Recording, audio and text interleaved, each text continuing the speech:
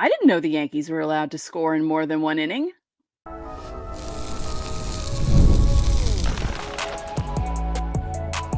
You are Locked On Yankees, your daily New York Yankees podcast. Part of the Locked On Podcast Network, your team every day. Welcome to Locked On Yankees, which is part of the Locked On Podcast Network, your team every day. Thank you for making us your first listen every day. I'm one of your hosts, Stacey. Today's episode is brought to you by Monopoly Go. I admit it, I have a competitive side, and it's a big fan of Monopoly Go, the mobile hit twist on classic Monopoly. So join your friends and download Monopoly Go, now free on the App Store or in Google Play. And with me, once again, after a little bit of an absence, my co-host, Brian McKeon. Did you recover from Vegas? I'm still in the process of doing that, but richer than I was when I left. So we're happy with that. Nice. See, I've been to Vegas twice, did slots maybe once, and I was like, you know what? No, because I feel like this could just end badly. So, Well, I can tell you this: I did not make money betting on Yankees overs. That's for sure. Yeah, that was a problem. Okay, before we get started, don't forget to subscribe to the podcast on whichever podcasting platform you prefer. Subscribe to our channel on YouTube, like the videos, hit the bell so you know when they go up and when they're live. By the way, didn't do a show on Wednesday. I was not feeling well, and I promised our audience a live show sometime soon if you're up for it. Definitely. Okay. Let's get going. Okay, cool. Coming up on today's show, we'll preview the final game against the A's between Nestor Cortes and Alex Wood. We have some injury updates. DJ LeMahieu. Oh boy. Brian Cashman talked to The Athletic. But first, the Yankees beat the A's. Hallelujah. Not only that, they actually hit in the game, which is also very nice. Yeah, starting off with that Judge at bat too. I mean, giving him a balk at that point too. Again, another example of Juan Soto walking, but it was an obvious balk, and he has that kind of motion where his glove never fully ever stops when he's coming into a set. So I was kind of calling for balk all part in that first inning, and then they finally gave it to Judge on the strike three. Well, I gotta hold myself back there, Stacey, because it wasn't really strike three. Actually, it was another bad call from an umpire, like we've seen all year. But it wasn't actually strike three. Judge gets the strike three, is walking back to the dugout, turns back around, comes back, and launches a ball into the right field bleachers. And it was, well, not bleachers, but, the short porch, yeah. The short porch. One of the better explanations of his swing, too, not trying to pull the ball. Right? Like, he has the strength where he could just poke it to the other way and send it out to right field. Was a really good start to this game. You get a home run from Soto with a glove falling into the outfield. A well-run effort by the offense today. And I think a key to this is Rizzo homering. Yeah. He seems like he's starting to figure things out, and it's starting to click a little bit more. So overall, very good. Patented what you want to see in a Yankee win. Yes. The big problem over the last few games, 2 shutouts and also only scoring in bunches in one inning at a time. So it was nice to see them on Wednesday scoring in more than one inning, because I had joked on Twitter that it seemed like they were allergic to scoring in more than one inning, and then they finally did something. The other good sign from Judge also was his single was also opposite. He poked that one as well.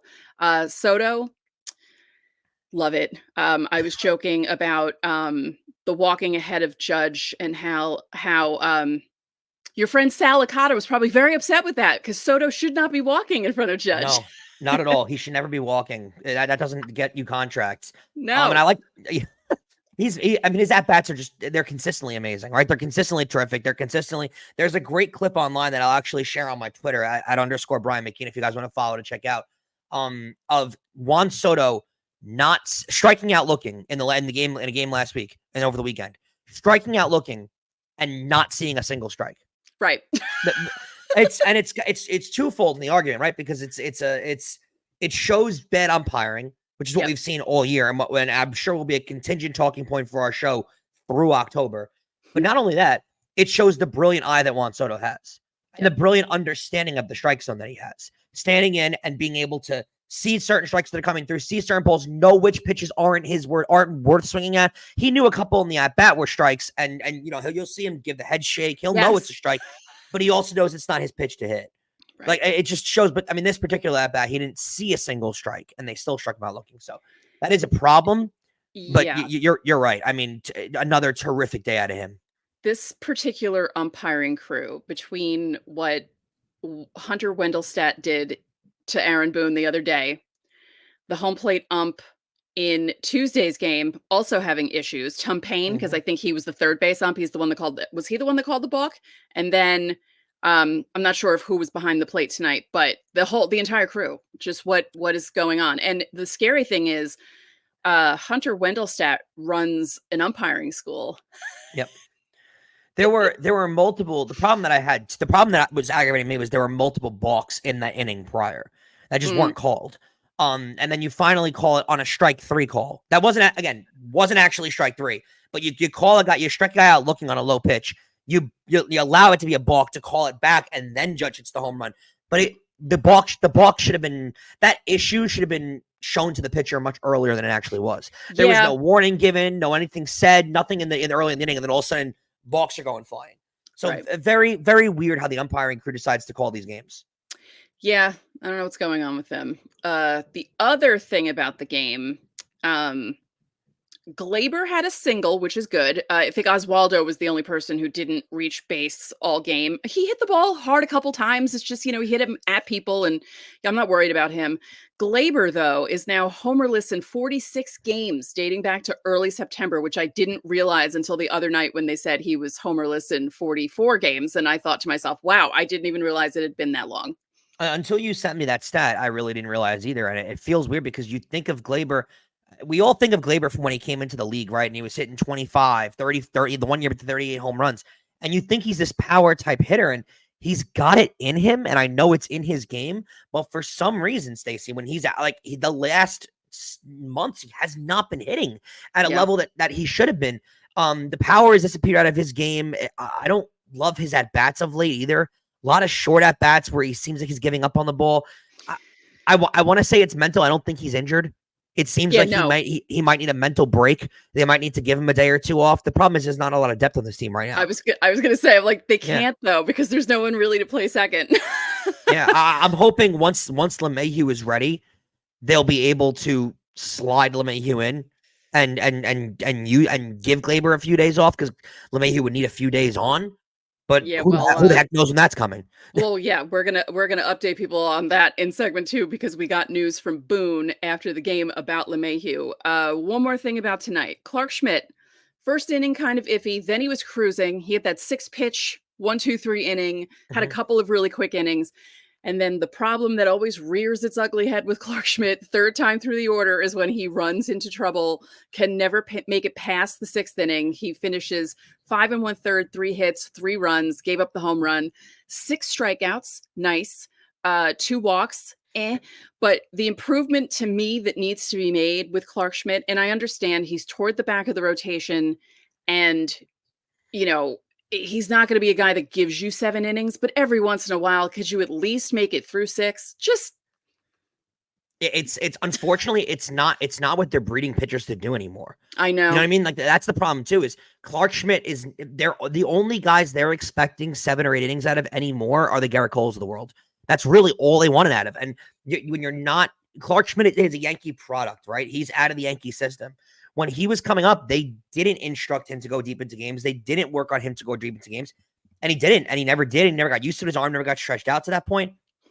And now you're at the point, middle of his career, when he's coming in, he's trying to make a name for himself, and he kind of has over the last few years, but he's trying to get a role going here, and he's never able to get deep into the third. Once the third part of the rotation switches over, he's a sitting duck. You're ready for the implosion. I mean, if they can go deeper into the season, and if they had more longer relief guys in the bullpen, and you could let Clarke Schmidt go 5 innings and then get more innings out of a guy that can go 6, go in the 6th, go in the 7th, go in the 5th. But they don't have that right now. Right. You know what I mean? If they had a Chad Green from years ago where he can give you 2 innings, 3 innings, then it would work. But you don't have that right now, and you're asking Clarke Schmidt to only give you 5 innings. So in a lot of his starts, you leave a lot of middle area of where Clarke Schmidt could fall apart, and then where the bullpen might not be able to get you to the top end guys at the end. So you leave too much of a gap with his starts that don't make me comfortable. And you saw it again today with the home run. That knocked him out of the game. That's what gave Boone the signal to get him out of there, because he was rattled. he starts to fall apart once that second part of the order rolls over. And unfortunately, I don't know if there's much fixing that because he wasn't trained for that. His body's not ready for that. Yeah, it's a problem. Other guys are stepping up. Rodon looked good in his last start. Nestor looked good in his last start. They're lasting longer. Stroman, the 9 strikeouts were great the other night, but the home runs were a problem, and also not lasting as long. But, it's still April. Guys are still kind of stretching out. If guys are still having issues aside from Schmidt, if guys are still having issues in the rotation where they can't last past the 5th or 6th inning in, like the end of May, beginning of June, then there's a real problem. So I'm not going to be too worried about it just yet. But you got to remember too, these guys 3rd and 4th to 5th starts of the season. Right. And they're not fully stretched out yet. They're not even, they're just about a quarter of their start, not even a quarter of their starts throughout the season. They're about a 1/6 of their starts in the season. I mean, so you got to give it time. Well, yeah. I shouldn't speak too soon. Yeah, because you never know. Okay, don't forget, subscribe to the channel, hit the like button on our videos, hit the notification so you know when our videos go up. Also reply to the pinned comment on our videos from Monday through Thursday if you want your questions answered for Fan Mail Friday. Or you can join the Locked On Yankees Insiders Club. There's a link in the description. You'll get text from us. You can text us questions. There's a 14-day free trial. It's a lot of fun. Coming up next, we're going to talk about Brian Cashman talking to The Athletic. Some interesting quotes from him.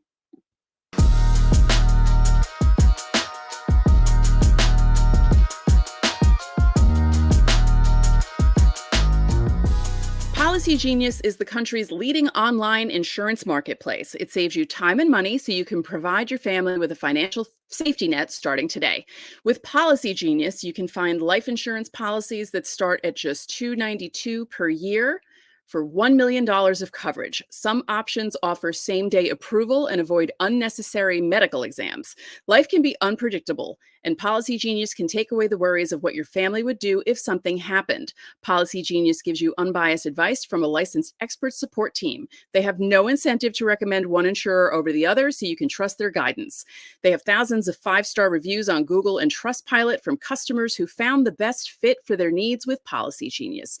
So check life insurance off your to-do list in no time with Policy Genius. Head to policygenius.com/lockedonmlb or click the link in the description to get your free life insurance quotes and see how much you can save. That's policygenius.com/lockedonmlb. We've all been there, either as a player or a fan. It's the bottom of the 9th. Your team is down to their last strike, and it's not looking good. You're feeling low, not sure if you or your team can pull out a win. That's when you dig deep, lift your head up, and say to yourself, time to get back in the game, pull off some bank heists, and take as much of my friends' money as I possibly can. That's right. The smash hit mobile game Monopoly Go lets you compete with your friends to get the most riches and biggest empire.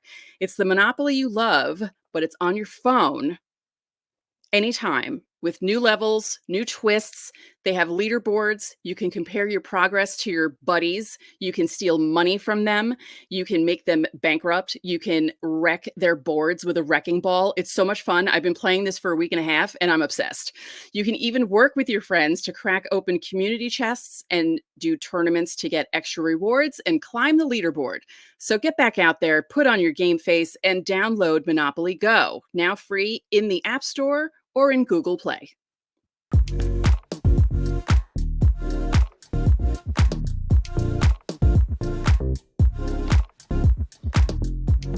Welcome back to Locked On Yankees. Locked On Sports Today is a free 24/7 sports streaming channel programmed for you every day to bring you the biggest stories without all the screaming of other networks. Locked On Sports Today brings you can't-miss analysis, opinions, and news, streaming 24/7 on YouTube or the free Amazon Fire TV Channels app.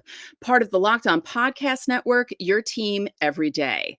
And don't forget, you can catch every pitch of the Yankees' hometown broadcast with SiriusXM. Just download the SXM app and search the word Yankees. I did it again 4 days in a row. Impressive stuff.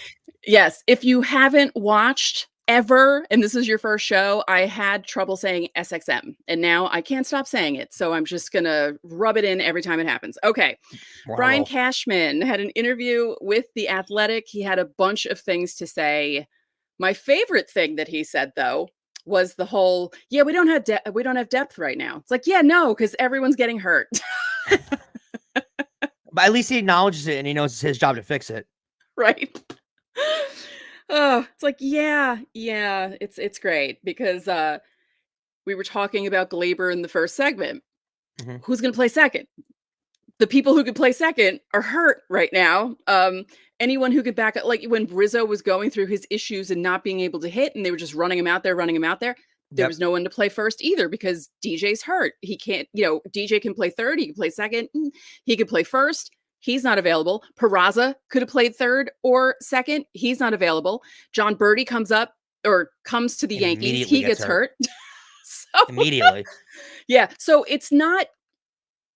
this isn't really Cashman's fault. I mean, he couldn't have envisioned all three of those guys getting injured the way they did, because when you looked at how the roster was constructed before they traded for Birdie, there were good options there before people started getting hurt. So, I mean, I like that he acknowledged the problem, but I'm not going to blame him for this. No, and if you're gonna have guys getting hurt this early on, I mean, you gotta say it. Better that it's your bench pieces than if it's your starters. Right? They haven't really had a lot of starters go down. It's really just, I mean, I guess you can kind of consider Birdie a starter, but not really. I mean, he didn't really cement himself with the team yet. So at least it's not your immediate guys that you're going to have playing every single day that are hurt. The issues they run into the last couple of years. Right. On Wednesday, there was a ceremony at the Bronx Terminal Market. They unveiled a few murals, which was where Cashman was on Wednesday. Aaron Judge and CeCe Sabathia are in one together. Willie Randolph, Reggie Jackson, Dave Winfield, Derek Jeter are in it together. Jeter wasn't there. Reggie Jackson wasn't there, but Willie was there. Dave was there. CeCe and Aaron Judge were there. Curtis Granderson was there. So it was really cool. A Bronx artist made the murals, and now I kind of want to go and see them because they look really good. Yeah. Next Yankee trip, you got to take a stop out there, right? Yeah, definitely. So Cashman had an interesting thing to say about Judge, and can Cashman predict the future? Because it's kind of funny what he said about Judge and then what happened on Wednesday night and how things were starting to go with him. So this is what Cashman said about Judge and the slow start.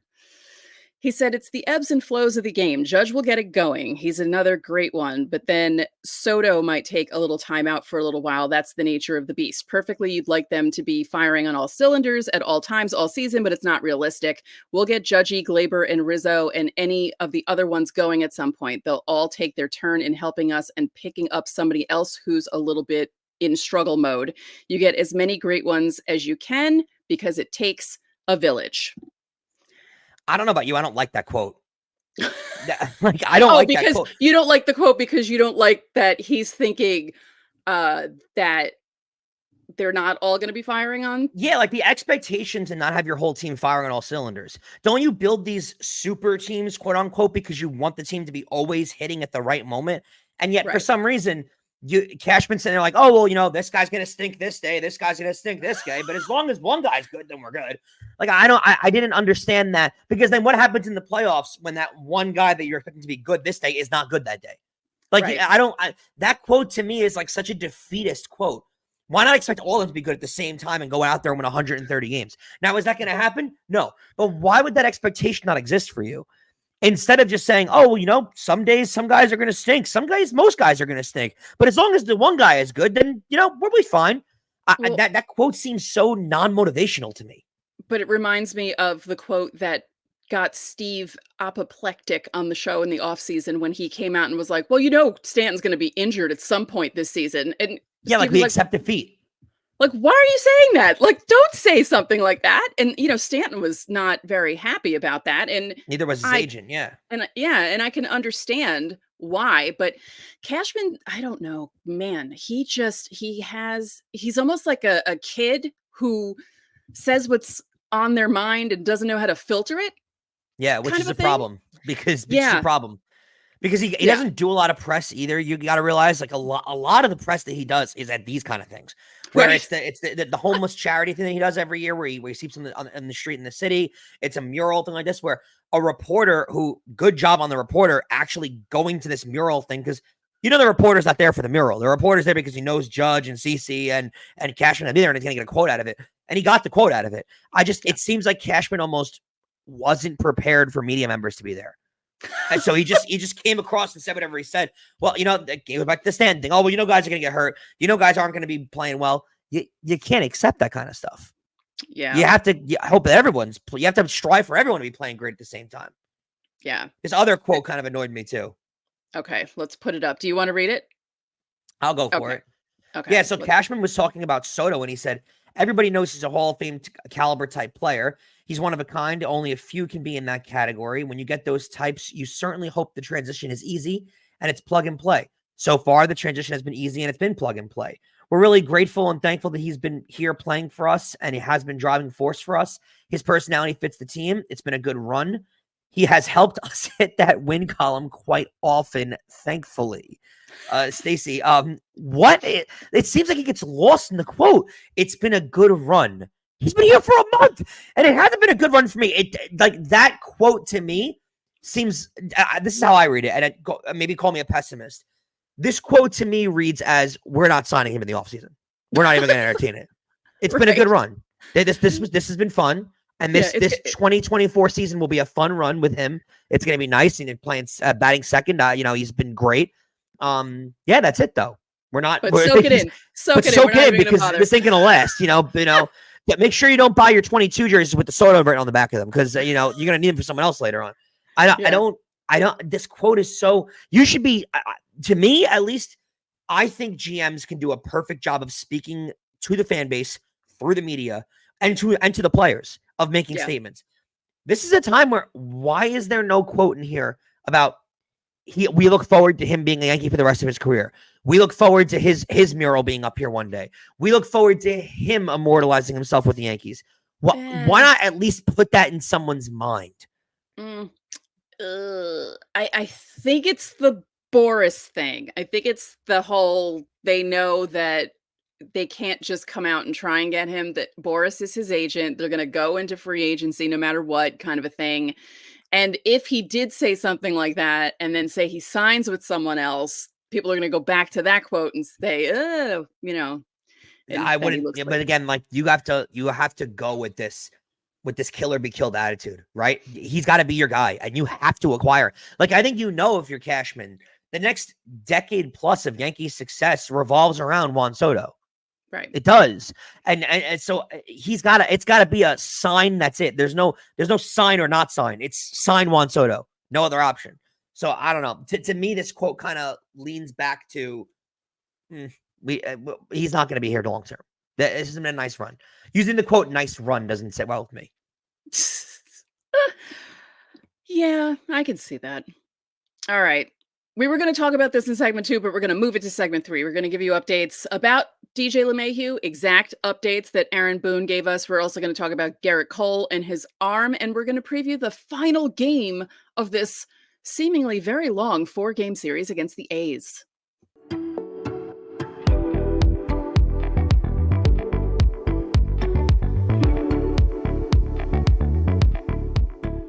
Baseball season is officially underway, so don't miss your chance to add your favorite players from the diamond in your Prize Picks entries. Whether it's strikeouts, RBIs, or first inning runs, take your pick for more or less and add them to your Prize Picks entry today. Get out on the playoff action, win up to 100 times your money on Prize Picks, as you and the world's best players take the game to a new level during basketball's postseason. Prize Picks is something for every sports fan, from baseball and basketball to League of Legends and everything in between. You can pick LeBron, Shohei Ohtani, Connor McDavid, Artemi Panarin, and Jude Bellingham all in the same entry. Prize Picks is the best way to get action on sports in more than 30 states across the country, including California, Texas, and Georgia. Testing my skill on Prize Picks this baseball season is the most exciting way to play fantasy sports. If you have the skills, you can turn $10 into $100 with just a few taps. Quick withdrawals, easy gameplay, and an enormous selection of players and stat types are what make Prize Picks the #1 daily fantasy sports app. Download the app today and use the code LOCKEDONMLB for a first deposit match of up to $100. That's LOCKEDONMLB for a $100 first deposit match. Also, Locked On Yankees is brought to you by DoorDash. Mother's Day is right around the corner, and if you're still scratching your head about what to get for that woman who means everything to you, don't fret. DoorDash is here to save the day. Use code LOCKEDONMLB to get 50% off your next order, up to $15 when you spend 15 plus on your next flour, convenience, grocery, or retail order now on DoorDash. Picture this. You're sitting back, relaxed, with a grin on your face as you watch your mom's eyes light up with the joy when she receives a gorgeous bouquet of flowers or a surprise gift from her favorite brand, all delivered right to her doorstep on the very same day. How? With DoorDash, of course. Want to add that extra touch? Pair those beautiful flowers with a gift card for her to her favorite bookstore or coffee shop and watch her face light up even brighter. So why wait? Order now and let DoorDash take care of everything you need to make this Mother's Day truly special. Use promo code LOCKEDONMLB to get 50% off your next order, up to $15 when you spend 15 or more on flowers, convenience, groceries, or retail, only on DoorDash. That's LOCKEDONMLB. Order now and make this Mother's Day one for the books. DoorDash, delivering joy one doorstep at a time. Terms apply.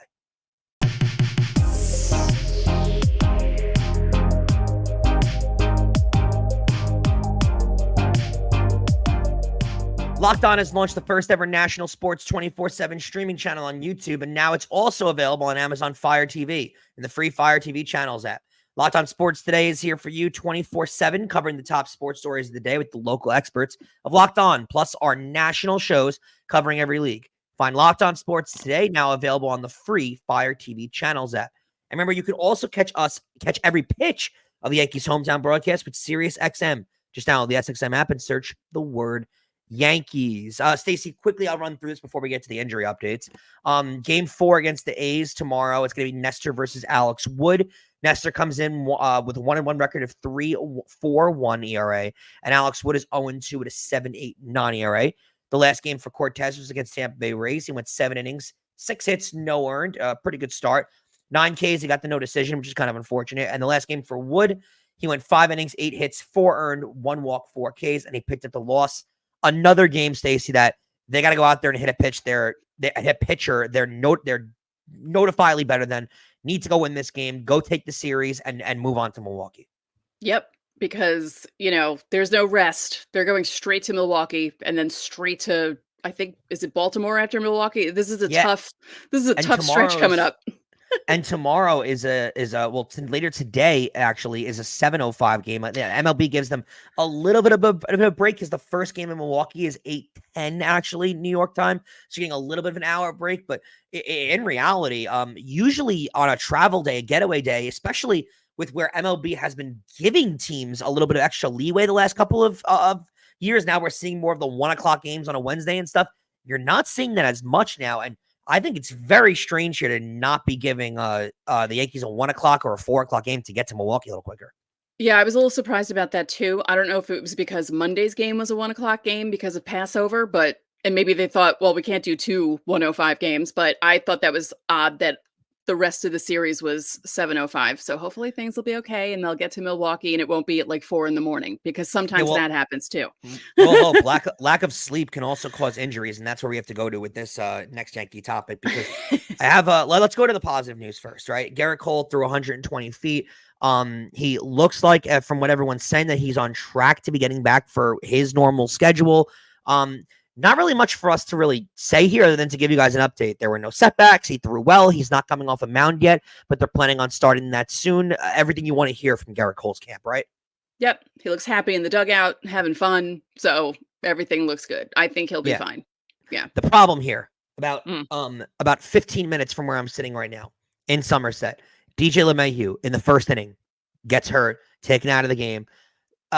I don't want to be overwhelming here. I don't want to be a little too much here, but I think it's noteworthy of saying. Stacey, is DJ LeMahieu's career over? And is that too harsh to be saying? Because he's 35 years old. It's been a while since he's been really an effective major league player. Is his career nearing an end? I don't know. I mean, I wouldn't be surprised, but I also wouldn't be surprised if maybe he sits out a little more and gets better and doesn't go back to where he was, obviously, in 2019 and 2020, but is a serviceable player at least for the next couple of years. He played 1 inning in Somerset. They took him out because his foot started hurting again. According to Boone, after Wednesday's game, he said that not much has changed. They did imaging. He saw the team doctor, Christopher Ahmed.